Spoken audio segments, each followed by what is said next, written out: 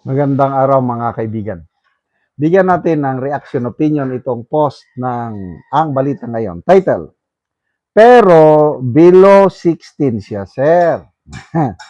Ito ang tanong ni Palace Press Officer Undersecretary Claire Castro sa PNP kaugnay ng pananagutan ng 15 anyos na suspect sa Tacloban City school shooting.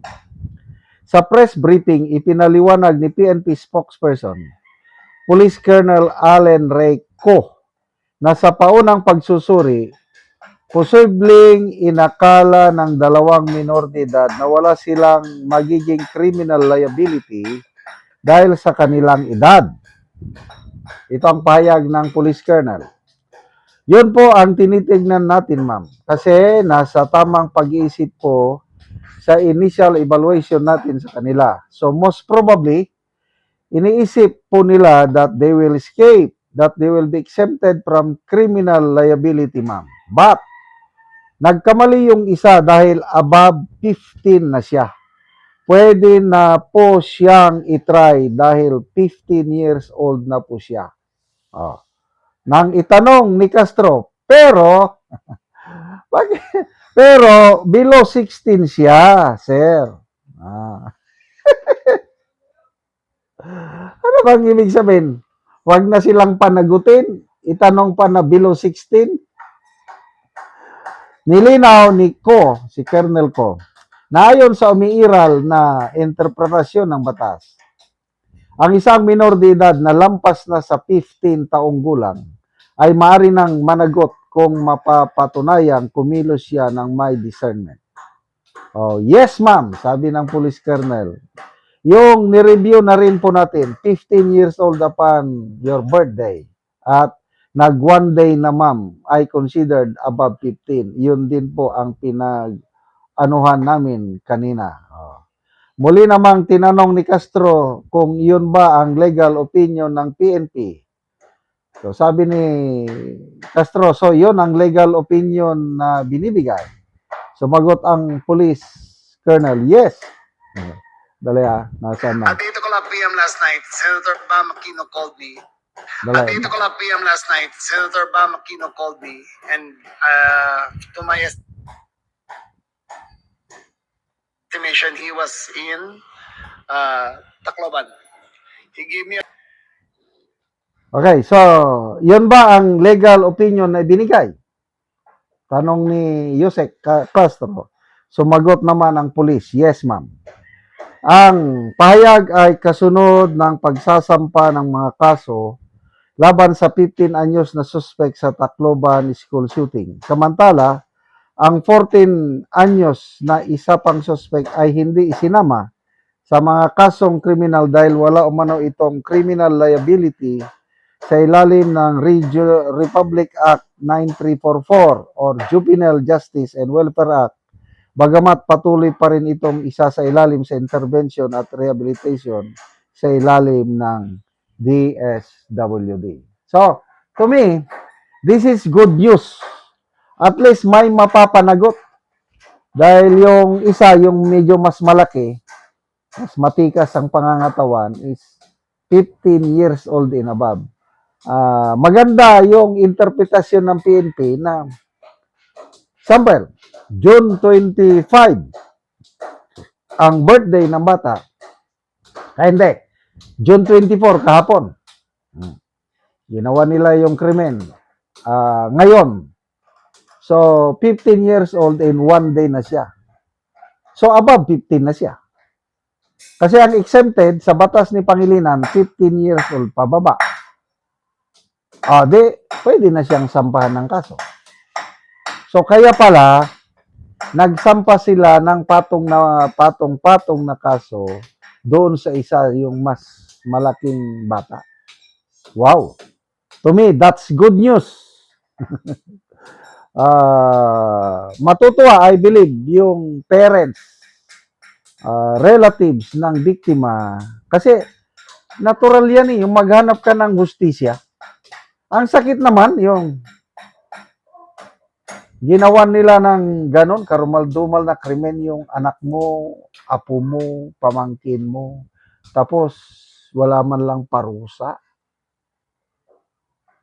Kaya ito ang masakit, yung nakadali, yung talagang bumaril ng todo yung 14 years old. Itong isa, itong sinampahan na ng patong-patong na kaso is 38 revolver ata ang hawak niya. Parang minsan lang pinaputok yung kanya. Ang bumaril ng marami ay itong 14 years old. So, ibig sabihin, marunong sila eh. Alam nila yung batas. Kaya siyang tumira ng gusto dahil alam niya, 14 pa lang siya, hindi siya. Kaya itong si Kiko Pangilinan, sinasabi na, wala daw kasalanan yung batas niya. Hindi nga. In-exploit ng mga bata itong batas na ito. Kaya ang tumira, bumaril yung 14. Kaya hindi siya masampa ng kaso. Yung isa na above 15, sinampahan. Kailang, parang accomplice lang siya doon dahil hindi naman siyang bumaril. O diba to? Kung makukulong man, kaunti lang pagkakulong niya. Kasi yung 14 years old, ang hawak niya yung 9mm. At yung 9mm ang maraming napaputok. Ulitin ko, sa initial findings ng police, yung caliber 38 na hawak ng 15 years old and above na bata, isang beses lang daw pumutok. So, marunong itong mga batang ito.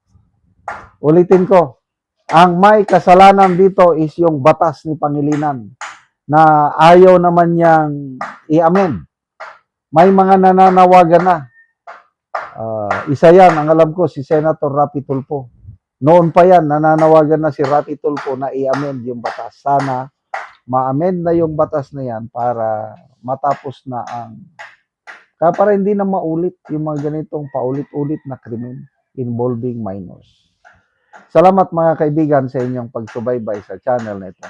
Nakakatulong kayo ng malaki sa tribong Talandig ng Bukidnon dahil ang income natin sa channel na ito is pantulong po sa tribo. Namimigay tayo ng libreng yero at pako para makapagpatayo sila ng mas maayos na tirahan. Panoorin niyo ang video na ito.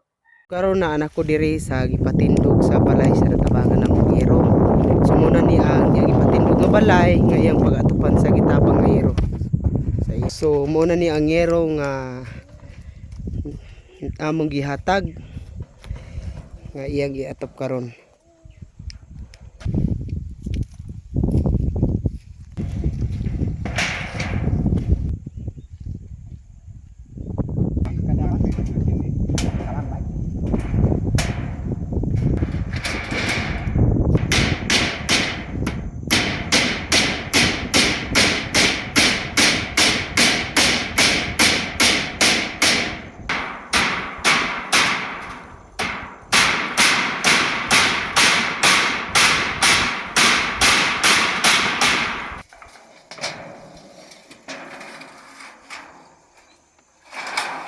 Subok ha.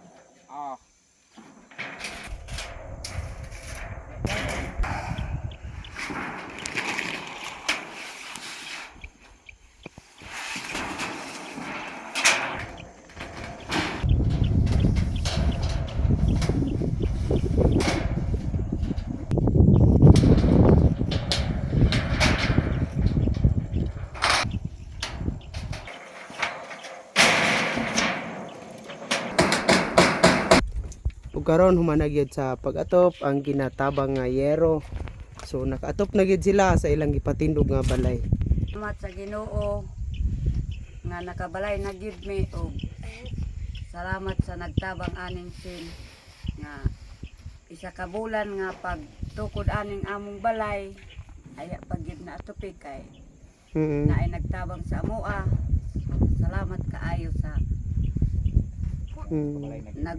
naghatag aning sin ug nakabalay na gyud mi. Salamat pud sa Ginoo. Among anak ug kapin sa isa ka tuig. Nakikipon lang mo sa imong anak anti kapin sa katuig. Kapin sa isa ka tuig ang ipon namo sa among anak. Salamat kayo ante. Salamat. Salamat.